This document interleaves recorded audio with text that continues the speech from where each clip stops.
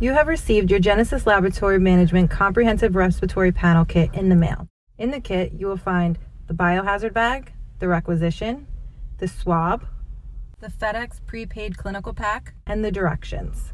First, open the package which contains the swab and transport media tube. Next, write your name and date of birth on the transport media tube. Tilt your head back 70 degrees and gently insert the swab 1 inch into the nostril until resistance is met. Gently rotate the swab several times against the nasal wall. Take the swab out of the nostril and repeat in the other nostril using the same swab. Next, unscrew the cap and place the tip of the swab into the sterile transport media tube, bending the excess swab shaft at 180 degrees to snap at the breaking point. Secure the lid onto the viral transport media tube. Place the specimen into the provided biohazard bag. Please make sure to include your name and date of birth on the label located on the front of the biohazard bag. Fill out the date of specimen collection, the time of specimen collection, and the patient demographic and insurance information.